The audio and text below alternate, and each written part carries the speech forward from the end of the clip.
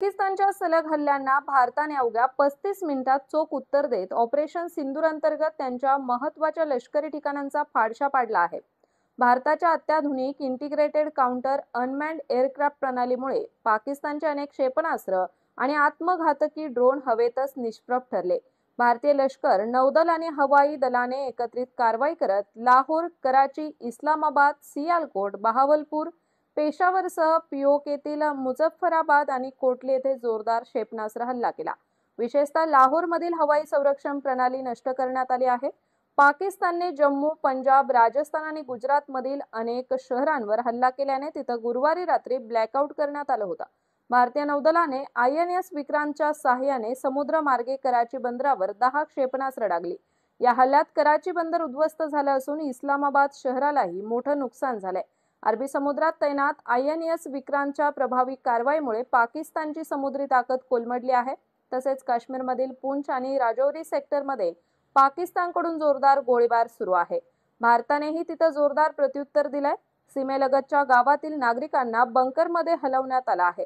दिल्ली, गुजरातसह उत्तर प्रदेश, हिमाचलमध्ये high alert जारी करण्यात आलाय.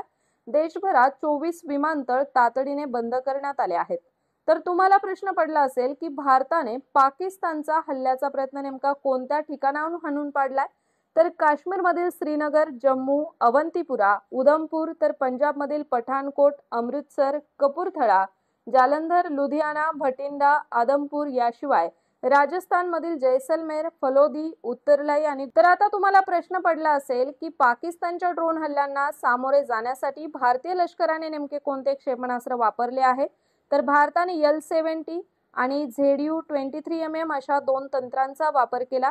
हे L-70 आणि ZU-23mm एका मिनिटात 4000 पेक्षा जास्त फेऱ्या चालू शकतात. पाकिस्तानकडून वाढत्या ड्रोन हल्ल्यांच्या पार्श्वभूमीवर भारताने आपली हवाई संरक्षण यंत्रणा सक्रिय L-70 आणि ZU-23mm-14 शिल्का ड्रोन विरोधी तोफा तैनात करण्यात आल्या आहे.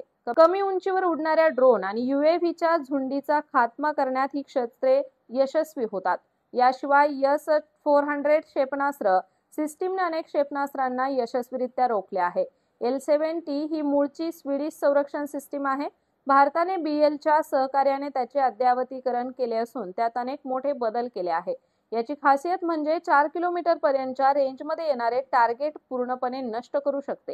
विशेषतः कमी अंतरावर उडणारे ड्रोन आणि हवाई हल्ले मारण्यासाठी याचा वापर केला जातो.